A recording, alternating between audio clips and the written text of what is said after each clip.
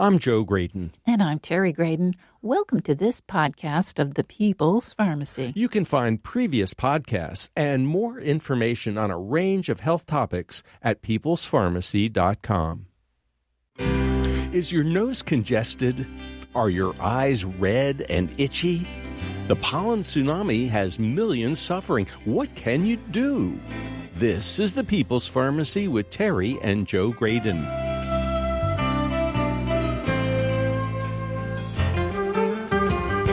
Warmer temperatures around the world mean more pollen in a lot of places.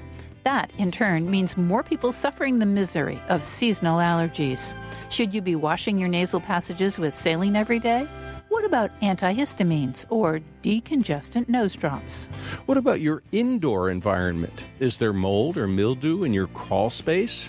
What can you do to control allergens in your home or workspace? Are there non-drug alternatives for managing allergy symptoms? Coming up on the People's Pharmacy, learn how you can manage the misery of seasonal allergies. First, the news. In the People's Pharmacy health headlines, cannabidiol, known as CBD, may help opioid addicts kick their habits. The compound derived from cannabis is extremely popular right now, showing up in all kinds of products, mostly without much scientific basis for its use. That's why a placebo-controlled study published in the American Journal of Psychiatry is notable. The investigators recruited 42 volunteers who had been addicted to heroin, though they weren't actively using the drug. The participants were in 3 groups and got different medications: 800 milligrams of CBD, 400 milligrams of CBD, and placebo. Each person got the medication for 3 days and then participated in tests over the next 2 weeks. They viewed scenes of nature juxtaposed with scenes of drug paraphernalia. The scientists measured their levels of cortisol, a stress hormone, and had them rate their anxiety and cravings. Those who had taken CBD had significantly lower levels of craving and anxiety. Their cortisol levels were also significantly lower.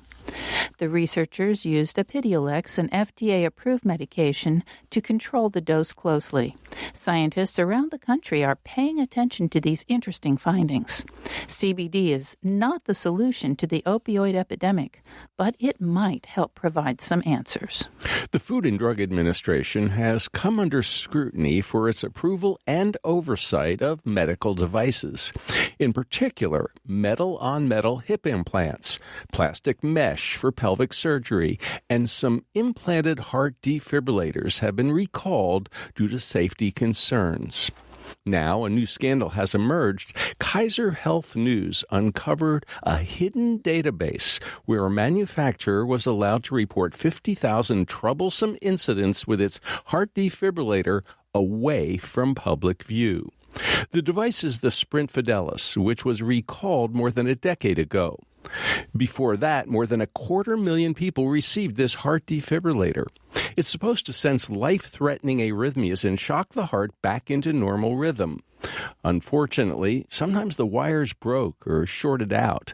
People might be shocked when they didn't require it, and other times the device did not fire off when it was supposed to. Normally, if a device causes a problem, doctors, patients, or the maker can report this to an accessible database. The fact that the FDA offered device makers a way to provide alternate summary reports that could not be easily accessed has shocked physicians, public safety experts, and patient advocates. How risky is it to eat eggs? For decades, we've been warned to avoid eggs, especially yolks. After all, egg yolks are packed with cholesterol, and people at risk of cardiovascular complications such as stroke or heart attack should keep their cholesterol as low as possible. Results from the Kuopio Ischemic Heart Disease Risk Factor Study in Finland indicate, however, that eating up to an egg every day does not increase men's risk of stroke. There were 1,950 healthy middle-aged men who began the study in the late 1980s. 2 decades later, researchers could detect no significant differences in the risk of stroke between men with the most cholesterol in their diets and those with the least. This finding held up even for the third of men with the ApoE4 genotype that tends to increase cardiovascular risk. For years, nutrition experts recommended a breakfast of cold cereal, toast with margarine, and a glass of orange juice. We now know that the trans fats in the margarine were worse than butter for your heart. Sugar-sweetened cereal is no longer considered a healthy way to start the day. A new study even calls into question the benefits of juice. Over 13,000 people participated in the REGARDS study, which stands for Reasons for Geographic and Racial Differences in Stroke. Over the 6 years of follow-up, people who drank the most fruit juice or sugar-sweetened beverages were significantly more likely to die than those who drank the least. And that's the health news from the People's Pharmacy this week.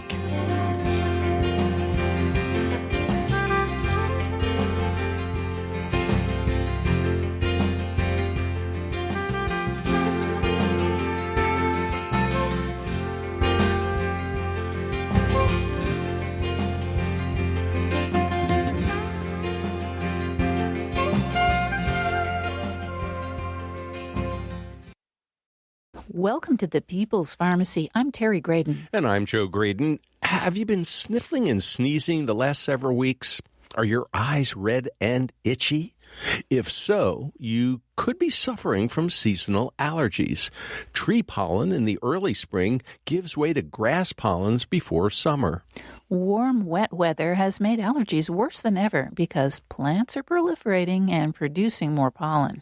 A recent study published in the journal Lancet Planetary Health found that pollen load and the duration of pollen season have been increasing around the world. To help us understand how you can manage the misery of seasonal allergies, we turn to Dr. David Peden. He is the Harry S. Andrews Distinguished Professor of Pediatrics and Senior Associate Dean for Translational Research at the University of North Carolina at Chapel Hill. He's chief of the Division of Allergy, Immunology, and Rheumatology in the Department of Pediatrics and director of the Center for Environmental Medicine, Asthma, and Lung Biology. Welcome back to the People's Pharmacy, Dr. Dave Peden. It's great to be back. Dr. Peden, this is an unkind time of year for people who have allergies. I mean, there are the invisible pollens from the trees. There's the grasses, and goodness knows what else is out there. And we turn on the weather report, and they say, and the pollen count is in the stratosphere. How would people know if their sniffles and sneezes and unpleasant symptoms are caused by allergies or maybe just a lingering cold? Well, there's a few reasons to think that one might have allergy versus a cold. Most colds actually, may or may not involve a little bit of, usually not fever, but there's oftentimes there are, other family members that are not known to be allergic who have colds. If you have kids, they are great reservoirs for viral illness, so that oftentimes is a reason to think that. Also, if you've tried over-the-counter antihistamines and they've not been effective, the biggest reason allergy medicines don't work is that you do not have allergy. So those are some reasons to do that. But for most people, unless it's the very first time this has happened, they usually have, particularly adults, they have a fairly well-known season for them. Trees tend to pollinate in the late winter, very late winter, early spring, in this part, in the southern part of the United States, a little bit earlier in the northern part of the continental U.S. Grasses tend to pollinate in the summer. What we call weeds, ragweed in particular, tends to pollinate in the late summer, autumn time. Winter used to be a relatively clear time for that. But usually have a very seasonal thing, and there's a lot of nasal itching and sneezing as well as just runny nose. Now, there are some people who have allergy symptoms all year round. It's not just in the spring or summer or in the fall. It's like I can't sleep at night without breathing through my mouth because my nose is always stuffy. So there are other things in our environment that can cause allergy symptoms. Completely correct. So there are a number of indoor allergens, house dust mites in particular, if you live below 5,000 feet elevation, because they require humidity to survive. Cockroach allergens, mammalian allergens, whether they're invited pets or not. Okay, so the invited pets would be the dogs, the cats, the rabbits, etc. Dogs, cats, rabbits. Some are more with fur and saliva. Others are urinary, people who take care of the bedding because it's in the urine. Those are the invited pets. And in inner cities, for the most part, rodent allergy is a significant issue. Let's not forget mold and mildew. Oh, we never forget mold and mildew. Molds are primarily, and even though there is a significant concern about mycotoxins and other non-allergenic aspects of mold is a very robust allergen, and it also enjoys wetness and humidity. So a water-damaged house. Perfect in the southeastern U.S. Yes. Now, with so many possibilities, how would you know what exactly you are allergic to? Is it appropriate to get tested? In most cases, yes. To be tested for allergy, you have to. I would suggest going to a board-certified allergist, which I am. But if you're not, you should specifically ask for allergy tests. And the allergy test should either be a skin test where you get an immediate response. They should be able to give you the result in the office that day, or if it's a blood test, it should involve a molecule called IgE. And so that's actually a key thing to ask for. Is my allergy test going to be testing me to some aspect of IgE, which is the body chemical that's developed when you develop an allergic response. Once you do that, allergists will be able to they have a panel of allergens that are important in their area, although there are some that are widespread across the United States. They'll take your history and understand what times of the year you tend to be symptomatic, and then they'll go ahead and either skin test you unless you've been on antihistamines or have a reason not to be skin tested, which are actually fairly small unless you have active eczema or something that makes it difficult to read the test, and or order the appropriate blood test, which is basically allergen-specific IgE for whether it's, cockroach allergen or one of the many molds or house dust mite, etc. So how accurate are those skin tests and or those blood tests? Because we've asked orthopedic surgeons, for example, well, how accurate are those CT scans, MRIs, and X-rays when it comes to, bad back stuff? And they say, well, if we took 1,000 people off the street, a whole lot of them would have pathology. I mean, we would see nasty stuff on their MRI, and they didn't have any symptoms. So it doesn't always correlate. It doesn't always one-to-one perfect 100%. What about when it comes to allergy testing? So you used the right word, correlate. I think what's really important is so the IgE is an immune response, is an immunologic response to something. It means your body has seen it. If it sees it a lot, it might be very high. The skin test the skin testing and the IgE blood testing is very accurate at telling a provider that a person has been sensitized to, their body has seen, and they are capable of having an allergic response to that thing. But that really needs to be coupled with a careful history. So for instance, if you have a big skin test, a whopping big skin test to a grass pollen, and you tell me that you never have problems in the summer, and you never, you sleep well, you don't sneeze, you're able to play, or sports outside, whatever, without any interference, without any, eye, nose, or wheezy symptoms, I'm not going to be enthusiastic about doing anything directly to that for you. But for many people, that really is. So it really is a marker of saying it's a risk factor. And what I tell patients oftentimes is that I'm doing a risk assessment for what things are likely causing your symptoms. Bear in mind, many of the symptoms you describe are not due to allergy. So the skin testing is important if it's negative as well. So someone with a chronic stuffy nose, inability to sleep, lots of snoring, they're breathing through their mouth. There's a lot of other things that you could be, you could have adenoid hypertrophy or big adenoids, which are basically tonsils in the back of your nose. You could have chronic sinusitis. If you're constantly waking up, it could even be gastroesophageal reflux causing symptoms that you don't perceive as that, but are actually. So as part of an overall set of tests, the most important test is a good interview with between a patient and the physician, so we're all on the same page of why you've come to see an allergist. Well, let me ask that then, because now there are a lot of antihistamines available over the counter. People can go to the drugstore. They can buy loratadine or some other such non-sedating antihistamine that should control their nasal stuffiness. Is there a good reason to go to an allergist? Well, it depends on how problematic your disease is. If you have fairly controllable symptoms, it's pretty limited, and once you get immediate relief, it does not interfere with your lifestyle. I would say no. Just as if I have knee pain that's easily resolved with over-the-counter, non-steroidal anti-inflammatory agents, you don't necessarily need to see a rheumatologist, but if your knee pain is incapacitating and you can't walk, you should go to the rheumatologist. And likewise, if your allergic symptoms interfere with function, sleep, or a lifestyle, then that's a good time to see an allergist immunologist. There used to be a time when you would go to see a physician and you would get a prescription for an antihistamine or a prescription for a nasal spray. Now, the allergy wars are on.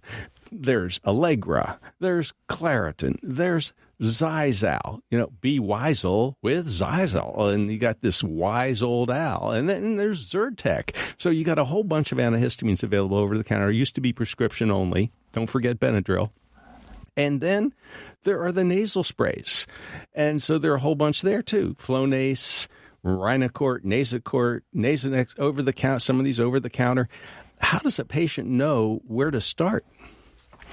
So part of it is having a little bit of understanding of what the biology of an allergic response is, what actually happens to your body, and what the drugs basically do.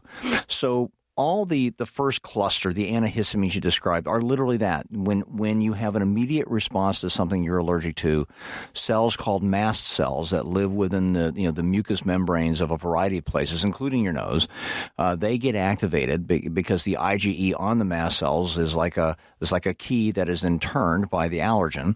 Histamine is one of the first things that comes out, and we are literally wired to respond to histamine by having nasal glandular secretion, which is the runny nose part. You get sneezing, which is your body's attempt to get the bad thing out of your nose, actually. So the antihistamines generally apply to that. When you have whole body allergy, the histamine can actually cause leakiness in blood vessels and cause your blood pressure to drop and cause anaphylactic shock as well. But the antihistamines are for that. The nasal sprays that you said, there are other nasal sprays as well, but the nasal sprays you said are all corticosteroids, and they are local applications that decrease the underlying inflammation. You're listening to Dr. David Peden, the Harry S. Andrews Distinguished Professor of Pediatrics at the University of North Carolina at Chapel Hill. Dr. Peden is also Senior Associate Dean for Translational Research and Chief of the Division of Allergy, Immunology, and Rheumatology in the Department of Pediatrics. In addition, he's Director of the Center for Environmental Medicine, Asthma, and Lung Biology. And Terry, when Dr. Peden mentioned that the mast cells release histamine, well, they also release a whole bunch of other things, which is why antihistamines don't work perfectly. Uh-huh. After the break, we're going to learn how you can choose the medicine that will help your allergies. Some over-the-counter drugs can cause withdrawal problems after you've used them for a while. Which ones should you beware? How does cromolyn work to help manage seasonal allergies, and does sublingual immunotherapy help? When is it appropriate?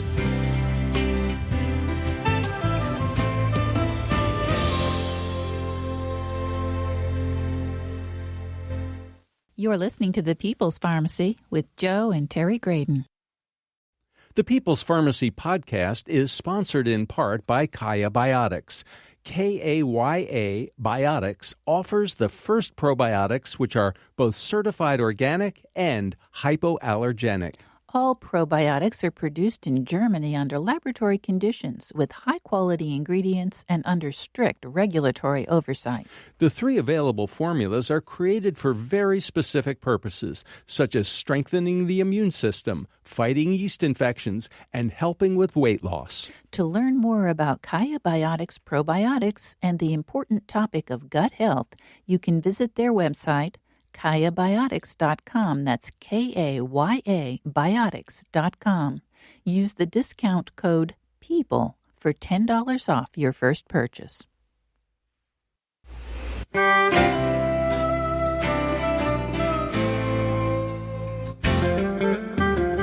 Welcome back to the People's Pharmacy. I'm Terry Graydon. And I'm Joe Graydon. If you would like to purchase a CD of this show, you can call 800-732-2334. Today's show is 1166.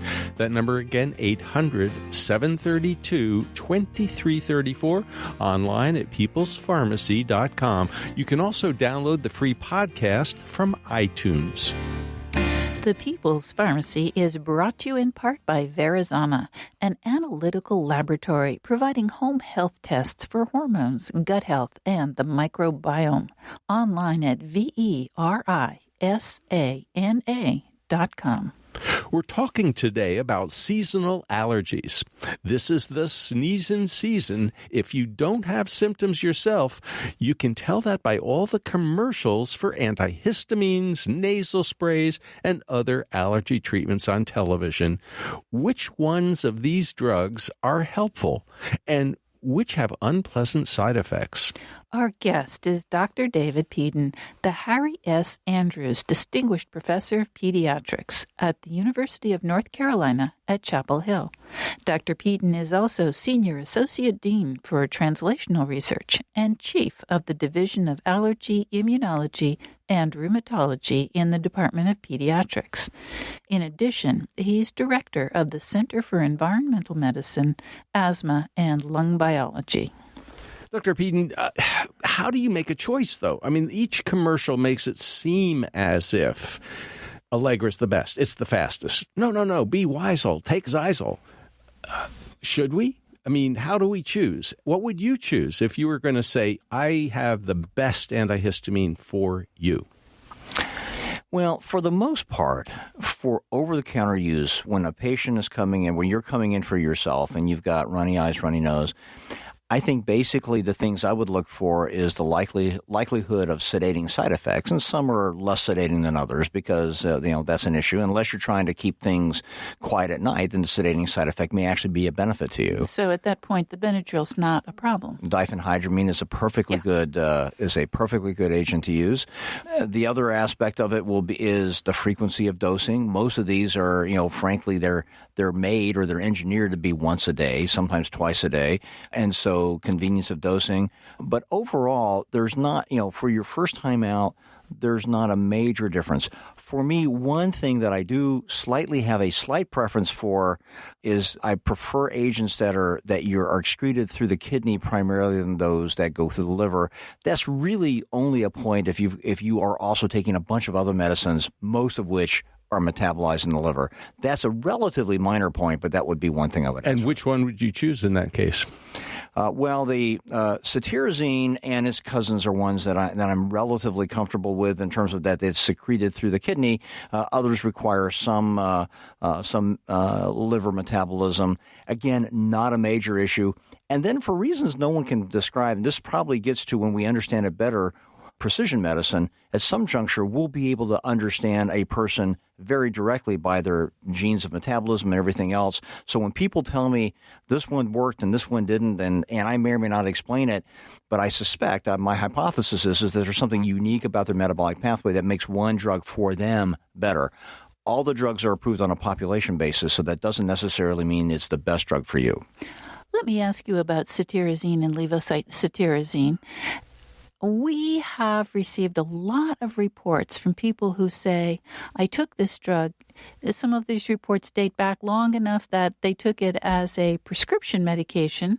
Some of them are so recent that they were taking it as an over-the-counter medicine. I took this drug for a couple months and then I stopped. And oh my goodness, I started to itch all over my body. And the only thing that stopped the itch was to start taking cetirizine again. Have you heard of this withdrawal reaction?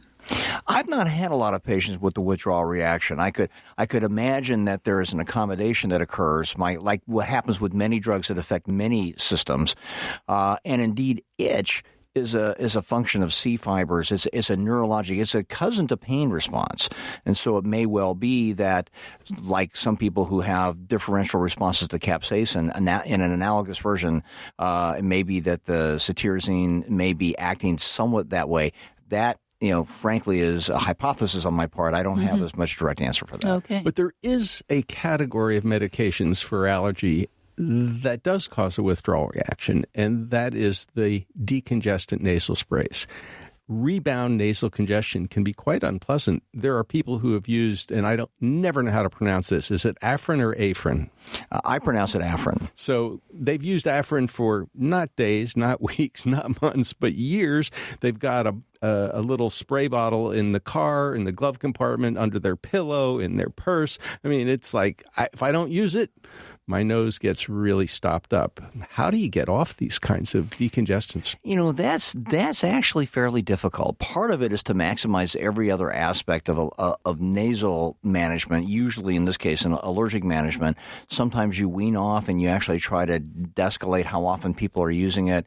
And occasionally some people just have to stop, and then they may eventually, their rebound may resolve.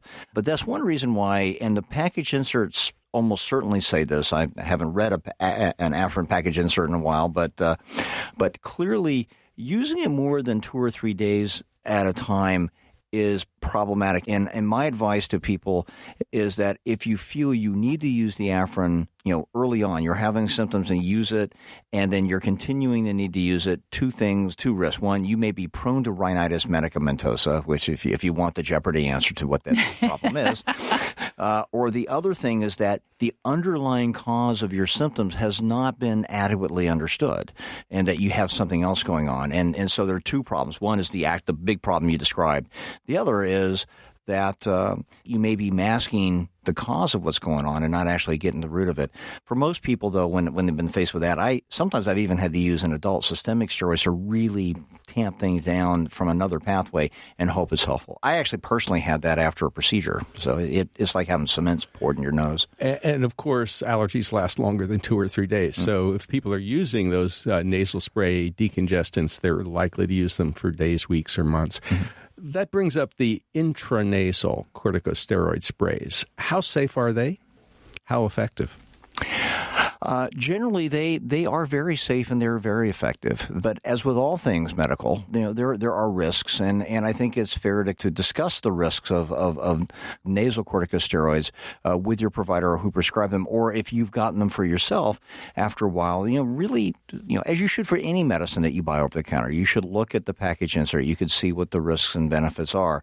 For most people, the most common side effect of nasal corticosteroids is nose bleeding, and as you get up with what we call a friable or a somewhat fragile nasal mucosa that easily bleeds. That's usually more of a cosmetic annoying problem than a dangerous one, but be that as it may, that's one. But any steroid that you inhale or sniff or put on your skin, if you use it often enough and for a high enough period of time, you could get systemic side effects much, much, much less likely than with oral corticosteroids. And so it's always a risk-benefit. But those are the two major things.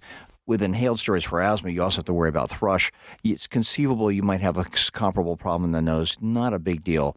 What I do worry about, though, is when people don't apply it in the correct way. Uh-huh. Tell us a little bit more about that. So, in other words, you have to pretend, if you put it in your right nostril, you should pretend that you're trying to spray the bottom of your right eye, because you want to spray the so-called lateral or the outside mucosa. You do not want to spray it on the nasal septum regularly, because the corticosteroid on the nasal septum can, in rare instances, cause a nasal injury, which, if you need to repair it, requires plastic surgery. You can get a nasal septal perforation. Now, septum, you mean like the thing that divides the two? That's right. The cartilaginous, flimsy thing that's in the middle of your nose that defines the inner aspect of both nostrils. So spray towards the outside. Spray towards the outside.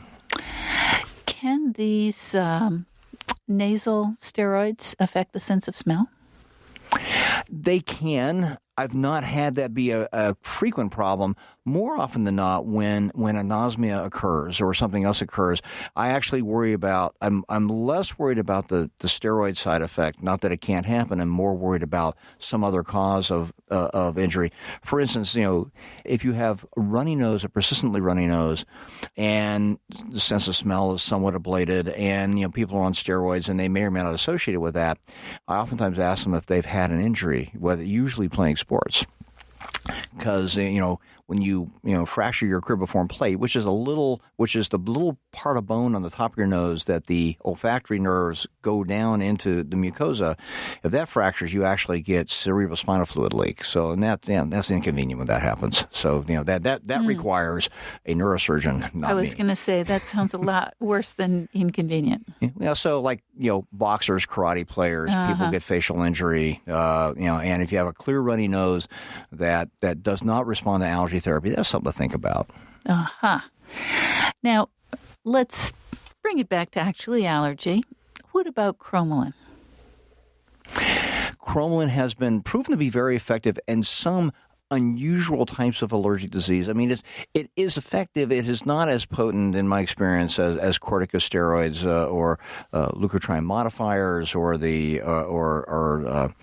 and then other therapies for allergy. Now, when you say cromolyn, over the counter, it's called nasal chrome. That's correct. And unlike almost everything else that's available for allergies, you have to really be vigilant. You have to use it like 3-4 times a day, and that's inconvenient. So, one, the frequency of dosing was very inconvenient, and two, it's simply for nasal allergy and for asthma. Some years ago, cromolyn came in a nebulizer, so it was very common to use it for children with asthma because it was easy to give. But molecule for molecule, it simply does not provide the same relief as some of the other medicines do. Mm-hmm. Although it does seem to be pretty safe. And some people say to us, if you use it regularly, it really stabilizes those mast cells that you were talking about. And there are people who really do like it. And again, this comes down to discussion with patients, going through risk-benefit, what tolerances. And for some people, cromolyn works very well. It's actually an oral version that's used for a disease called mastocytosis is actually a pretty effective agent. Why it's useful there, why it was less effective for asthma and allergic rhinitis is an intriguing question. But that said, zero quibble that is a very safe agent, and it does work differently in some ways than the corticosteroids. It does stabilize it. The mast cells that contain the histamine are less likely to release the histamine. What about immunotherapy? Are there immunotherapies that are helpful for allergies, and how well do they work? So there are two styles of immunotherapy that have been approved for use in the United States and in Europe. One of those is the standard subcutaneous injection immunotherapy. So that would be the sort of thing that you would get if you were allergic to bee stings. Well, for bee stings, you have to get SCIT. You have to get that style of immunotherapy, and that's actually the data are very clear. If you've been stung by a stinging insect and you've had a systemic reaction, your risk of having a life-threatening reaction when on maintenance, stinging insect immunotherapy is essentially no greater than the general population. Whereas if you don't use it, you have a 30 to 50% likelihood of having a significant reaction. So that's almost a different problem. But for pollens or for allergens that you inhale, house dust mite, various tree pollens, grass pollens, injection immunotherapy is very effective. I mean, there's no question that it's very effective. It is, the conundrum with it for many people is that, in my experience, the doses required to be effective. So you do a run-in, you have to build up from tiny doses to the dose that we think is going to ultimately impact your immune system and deviate you away from being an allergic person. The doses are pretty high. And because of the concern for a systemic reaction, anaphylaxis with the shots, you need to be in a place where someone who knows how to use epinephrine, and what I mean is either a physician, an allergy immunology physician, a physician comfortable with this, or a physician extender who can do all this stuff. You need to be in a place where epinephrine can be given, and frankly, anyone on shot therapy should also have an EpiPen so that if they get an unusual later reaction, they can use it. Now, lower levels of allergens have been used for immunotherapy, and analogous to the cromolyn discussion, they tend to be safer, but they also tend to be less effective. What about things like birch pollen? We understand that that's a problem in many parts of the world. So here's a tree, pollen. Is there a birch pollen immunotherapy? And another area that's of great interest is peanut immunotherapy. So birch pollen, there definitely is immunotherapy for birch. And before we get to food immunotherapy, let's get back to the other style of immunotherapy available for pollen, which is sublingual immunotherapy. And that became very popular in Europe and was approved in Europe, and is actually, if you were to see a European version of me, you would, they probably would have had more experience with with sublingual immunotherapy. And when you say sublingual, you mean under the tongue. It's a tablet that you take under the tongue and you build up. You use it daily. It's under the tongue. There is a risk for usually local itching and local problems, relatively rare risk for anaphylaxis. It was approved for use for home use, which is a difference between that and injection immunotherapy. In fact, there are studies being planned to extend some. They're available for birch. There's some tree pollens. There's grass pollens, and there's a sublingual agent for house dust mite. And they sound like it'd be a lot more tolerable for people who don't like getting shots. That's certainly correct. Are they as effective? That's an interesting question. I think that the data, it's easy to say the data are still out. For some people, it also depends on what you mean by effective. Let me explain that. So, first of all, nothing's effective if people won't do it. And I think that's the part of the efficacy that in a clinical trial, they're going to do it because they're being watched and their study coordinators are bringing them in, whereas free-range humans tend to do whatever they want to do. Don't they, though?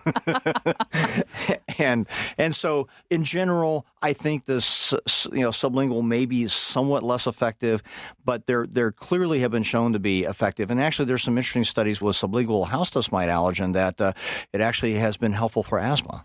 And you can get more allergens with injection now than you can it's harder to do treatment for multiple allergens with sublingual right now because they're usually single allergen or very small number allergen preparations. Dr. Peden, can you get these sublingual under-the-tongue tablets here in the United States? You said they're very popular in Europe. Can doctors prescribe them here as well? Yes. There are grass and tree preparations that are available in the United States now, and they actually have been for a couple of years. And so that option is available. My expectation, as the allergy community is looking at what's available, is that there will be a segment of people that are very focused on getting immunotherapy, getting shots. They like the regularity of going in to see a physician. Others are much more interested in having more control over their schedule, and they're going to, do some of these. But if you have primarily, if most of your problems are perennial, and you think even if you're sensitized to a lot of things, the driver may be house dust mites, for instance, that might be a very good preparation to use. That's again where a discussion with your physician will help sort out what option is best for you. You're listening to Dr. David Peden, the Harry S. Andrews Distinguished Professor of Pediatrics at the University of North Carolina at Chapel Hill. Dr. Peden is also Senior Associate Dean for Translational Research and Chief of the Division of Allergy, Immunology, and Rheumatology in the Department of Pediatrics. In addition, he's director of the Center for Environmental Medicine, Asthma, and Lung Biology. After the break, learn how you can control your environment to reduce the burden of your seasonal allergies. Should you be rinsing your nasal passages out with saline solution? We'll also discuss herbs that can ease allergy symptoms with Dr. Tyrone Lodog. Does it make sense to take probiotics? Practical advice to help you manage your seasonal allergies.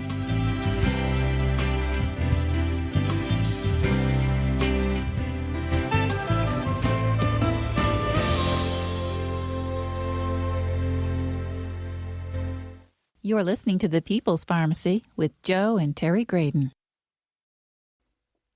This People's Pharmacy podcast is brought to you in part by Verisana.com.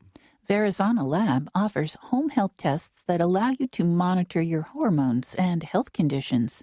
You can take control of the quantitative assessment of your health and learn about male and female hormone balance, the stress hormone cortisol, leaky gut, gluten intolerance, or your gut microbiome. Take a more active role in tracking your health and take 20% off your first order of a mail-in testing opportunity with the discount code PEOPLE. That's uppercase PEOPLE. To learn more, go to Verisana.com. That's VERISANA.com.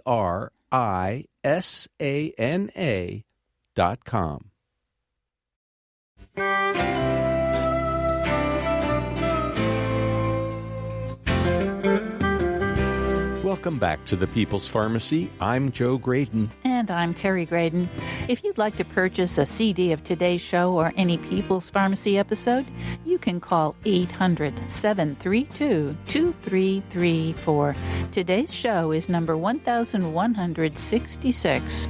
The number again, 800-732-2334. Or you can download the free podcast from iTunes or from our web store. We invite you to consider writing a review. The People's Pharmacy is brought to you in part by Kaya Biotics, probiotic products made in Germany from certified organic ingredients. KAYABiotics.com. How much of your allergy misery is due to pollen and other triggers outside your house? And how much is due to indoor allergens like mold, mildew, or dust mites? Controlling your environment can be a powerful tool to combat allergies. Our guest is Dr. David Peden, the Harry S. Andrews Distinguished Professor of Pediatrics at the University of North Carolina at Chapel Hill. Dr. Peden is also Senior Associate Dean for Translational Research and Chief of the Division of Allergy, Immunology, and Rheumatology in the Department of Pediatrics. In addition, he's director of the Center for Environmental Medicine, Asthma, and Lung Biology. Now, I am wondering what you can do about the environment that you're exposed to that might help control your allergies. So there's a lot of important things that one can do. In terms of the indoor environment, it sounds incredibly trite, and everyone's heard it, but it's absolutely true. Tobacco smoke is a pro-allergic event. It's not just an irritant. There's pretty clear data that that exposure to tobacco smoke makes you more likely to make an immune response. That's an allergic immune response. So nobody should be smoking in the house. Nobody should be smoking in the house if you're really serious about that. And actually, nobody should be smoking at all, period. But at least nobody should be smoking in the house. That I would agree with that. Other things beyond that, many allergens, as I've already alluded to, are water sensitive, as it were. They, especially humidity. So in the South, in a humid environment, dehumidification, or in the summer, air conditioning. I mean, air conditioning was actually invented to be a dehumidifier, and so you do dry the air. Generally, we recommend people try to keep the relative humidity of their homes if you have indoor allergens at 40 to 50%, no higher than that, and you can get monitor, you can get sensors from Home Depot that actually can tell you what your relative humidity is. So you can actually look at a target and try it and do those things. Carpeting is problematic because it traps stuff. That doesn't mean you shouldn't have carpeting. You should just know that and then make your decisions appropriately. If you have a basement, carpet on a cement basement floor is a recipe to have an allergen stew living in your basement, and I wouldn't do that. So put some other kind of flooring down on that slab. Other kind of flooring, and likewise, hardwood linoleum have different characteristics. Pets, intriguingly, there's a mix. Early exposure to pets seems to be pretty helpful in preventing allergy. Clearly, if you become sensitized to, I'm going to pick a species just because this is an example. If you become allergic to cats and you're clearly sensitized, you just need to understand that having a cat in your environment is going to be problematic for you. I'm not saying you should or should not remove the cat, but that's an environmental thing you can address. Now, in your position as director of the Center for Environmental Medicine, Asthma, and Lung Biology, you are concerned about people's environments, and there is a place in many people's homes that is just a mess, and that is their crawl space. You alluded to the basement as well. And so if you have carpet in your basement on that slab, or you have a crawl space that collects moisture in the summer, you've got mildew, you've got mold. How do you deal with that? Well, first of all, mildew and mold are tenacious and somewhat problematic, but getting to the crawl space directly, it's actually one of the straightforward things to do that's actually pretty helpful is to make sure that you have a vapor shield, the plastic sheeting that's on the bottom, and make sure you actually have that, make sure it's intact. And if you haven't looked at your crawl space in a few years, you actually should have the and I can understand not wanting to go to your crawl space very often, but sealing the crawl space. But sealing the crawl space is really, and actually the crawl space will, in houses where it's a crawl space, can modulate the humidity of the rest of the house. So your air conditioning is likely going to be more effective if you use the right vapor protection so that your crawl space is as dry as possible. It doesn't mean that it's going to be super dry, but what you don't want, again, the most direct thing is that the other thing is to keep it uncluttered. People store a bunch of stuff there. To be quite frank, there are other intrusions, including animal intrusions. So making sure that the barriers to the crawl space are adequate, so you don't have too many animal infestations, because you don't want allergens in addition to the mold and the mildew and to be there. During the day, you might actually let it air out. If you're attentive to this, frankly, I had a house with a crawl space and I was not attentive to it in the way I'm describing, but the vapor shield was definitely there. Dr. Peden, some people tell us that they find it helpful to rinse out their nasal passages with a saline solution. They use a neti pot, or they use a device called NeilMed, which I think is a sort of a super squirter. Is this useful? Yes, actually. I think we have patients that use it, and the notion is that either the allergen itself or the inflammatory residue that's driven by that, you rinse it out and you actually lavage out the nose, and for many people it's an immediate relief, and they feel a lot better. I mean, in many ways, is an extension of, it's analogous to the FDA-approved use of hypertonic saline to treat cystic fibrosis. The idea is that if you can do things to wash out an airway or to make the airway less viscous, and you can clear the goo out, you'll be better. And it's a nice non-medicinal way. The caveats I would use is don't do it too often. Once or twice a day is plenty. Much more, you don't want to get an irritant effect. And if you're using an neti pot, clean it. It's just like cleaning your CPAP machine or something else. You don't, Best way to clean it? Soap and water, if you want to, hydrogen peroxide in it, and then dry it out. Okay. One of the questions that frequently comes up is, can I use my tap water to make this saline solution, or do I need to use some sort of sterile water, or do I need to buy saline at the pharmacy? If I'm going to use some kind of saline solution, what's the safest and best way to approach that? Tap water is great to drink. Our GI tract is for trivial amounts of materials is well equipped to deal with stuff, well watered the same way. But for something like this, and certainly if you're for people who are using hypertonic for the lung, I would use pharmaceutical grade saline.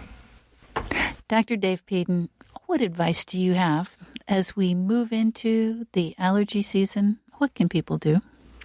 Well, first of all, I think be aware of when you have symptoms. If you have symptoms, don't struggle with them for days.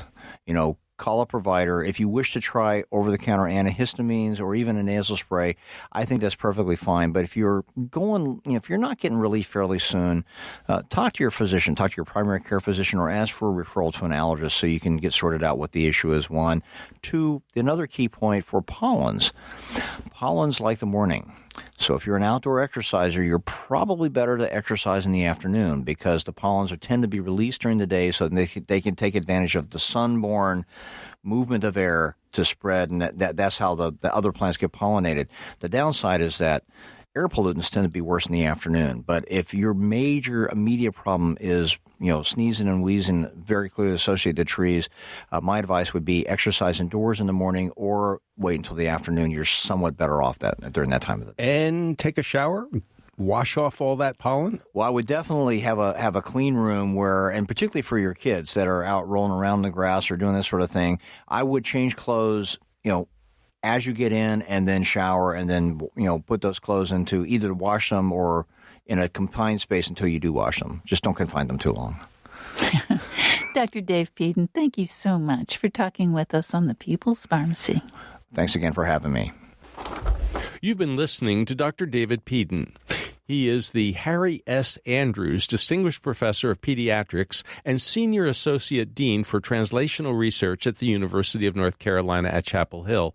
He's Chief of the Division of Allergy, Immunology, and Rheumatology in the Department of Pediatrics, and he's Director of the Center for Environmental Medicine, Asthma, and Lung Biology. For further advice on managing seasonal allergies without drugs, we turn now to Dr. Tironi Lodog.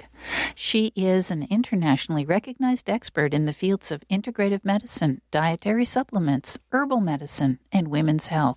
Her latest book is Fortify Your Life, Your Guide to Vitamins, Minerals, and More.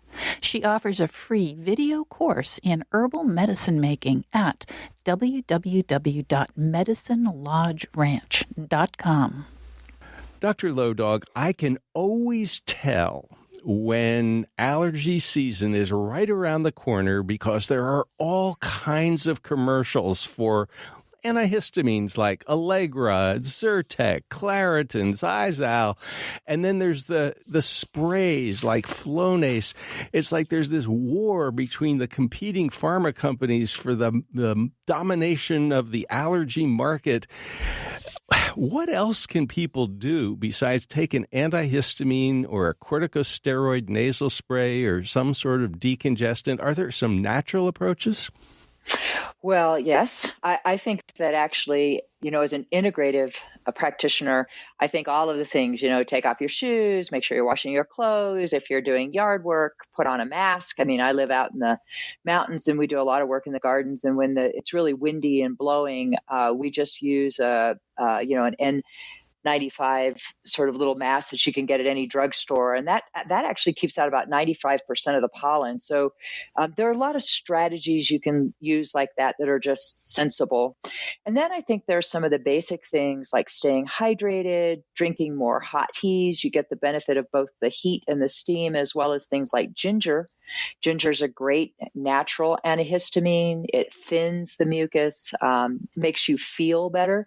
So I'm a huge advocate for ginger tea, aromatherapy, throw some eucalyptus on a washcloth, put it in the corner of your shower. And then when you go into shower, you get not only the benefit of washing pollen out of the hair and things like that, but you also get that eucalyptus steam, which can also make you feel less congested. When it comes to botanicals, I think there's a few that really float to the top. One is freeze-dried nettles. There was a small clinical trial actually that found that people who took freeze-dried nettles had fewer allergy symptoms than people who did not. Nettles, a lot of us are familiar with nettles because we may have encountered them along a stream bank and got stung by them. But when you freeze dry them and you take them in capsule form, some patients tell me that it really, really helps. So I think that's something that's really safe. There's no downsides to it. And freeze-dried nettles are not habit forming. So safe to take long term. Now, when you go to the health food store, sometimes they even put the Latin name, and a lot of people go, "Oh, I don't want to know the Latin name." But how do you pronounce it? Urtica dioica? Yes, that's exactly right, for the stinging nettle. And sometimes you may find that with quercetin. That combination, many of my patients have told me, works really well when you add that quercetin too.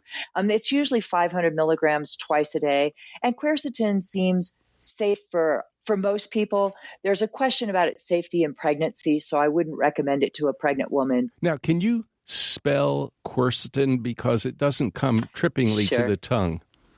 Quercetin,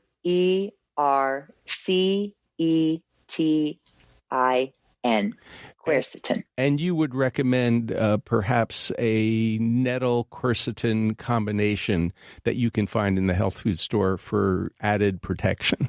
Yes. And, I think start those early if you're going to use them early in the season as much as you can. There are a couple of other botanicals that people use. One is butterbur. Butterbur is also used for migraines, so people may have heard it for that purpose. But there were several randomized controlled trials that found that butterbur also was highly effective. So some patients swear by it, think that it's very helpful. And that's 75 milligrams of the standardized extract of butterbur. That's taken twice a day. And the botanical name for that is Petasites hybridus. Now, what about probiotics? We keep hearing that probiotics might have some role to play in a lot of conditions, perhaps even allergies. That's true. There's been some studies showing benefit, some showing not. I think it really depends upon the species if you're getting good benefit or not. There was a study that was done. It was a combination of 3 probiotic strains: Lactobacillus gasseri, Bifidobacterium bifidum, and Bifidobacterium longum. And in that study, people who were taking the probiotics definitely had an improvement in their seasonal allergies. They had better quality of life. They did better than people who did not, that were not taking the probiotic. I mean, most of us need probiotics anyway. And if this is something you're struggling with, I think giving probiotics a try for 6 to 8 weeks during the spring season and see if it helps is really a very safe and sound idea. What about dietary suggestions? I mean, we have heard from some people that raw honey from the neighborhood is helpful. Other people go, nah, the science doesn't support that. That's just bogus. But there are also some foods that you have talked about in the past, flavonoid-rich foods. Tell us about food and honey. So, some people swear by it, using honey. Some people say it didn't do anything. So it's kind of a sweet delight. And if you think that using some local raw honey might be helpful to you, I don't see any problem with adding some to your tea, right? Your ginger tea. Bee pollen, on the other hand, you do have to be a little careful with that, because in the spring, when there is a lot of tree pollen or in the seasons where there's a lot of ragweed, that windborne pollen can get on plants and bees can pick it up incidentally, just by cross-contamination. And some people can have almost an allergic reaction to the bee pollen. So honey may be helpful. Bee pollen may also be helpful, but may also cause some significant allergic reactions in people. So just be thoughtful around the bee pollen. I particularly like to use ginger and turmeric, golden milk, just making dishes or drinking ginger tea. They reduce inflammation, they thin mucus, they ease congestion, and they also help relieve headache, the sinus headaches people get with it. So, a little ginger tea with some lemon and local honey, I think is just I think that's a great strategy, right? So you may get some added benefit from the honey, maybe not, but it tastes good with hot ginger. So do what you can. Remember that you bring the pollen in from outside. So take off shoes, take off clothes if you've been out playing. If kids have been out playing, you've been outside a lot, wash the clothes a little bit more frequently. But you just have to remember that the pollen sticks to you, and that's what people are having the reactions to. So do everything you can to eliminate it. Consider butterbur, perhaps gingers, things like this. Freeze-dried nettles with quercetin can also be, I think, just another really great approach. You have to find what works for you. And sometimes it's a combination of medication, low-dose medication with saline washes, with ginger tea, with a HEPA filter. That combination of pharmaceuticals and natural products and lifestyle all, combined together can get you sailing through the season with ease. Getting through the season is what a lot of people would like to be able to do with allergies. Dr. Tirone Lodog, thank you so much for talking with us on the People's Pharmacy today. Thank you. You've been listening to Dr. Tirone Lodog, an internationally recognized expert in the fields of integrative medicine, dietary supplements, herbal medicine, and women's health. Her latest book is Fortify Your Life, Your Guide to Vitamins, Minerals, and More. You can learn more at her website, drlodog.com. That's drlowdog.com, or go to medicinelodgeranch.com to check out her free video course on making herbal medicines. Lynn Siegel produced today's show. Al Wodarski engineered. Dave Graydon edits her interviews. The People's Pharmacy is produced at the studios of North Carolina Public Radio, WUNC. The People's Pharmacy theme music is by B.J. Liederman. To buy a CD of today's show, the number is 800-732-2334. The show number, 1166. Find it online at peoplespharmacy.com. In Durham, North Carolina, I'm Joe Graydon. And I'm Terry Graydon. Thanks for listening. Please join us again next week.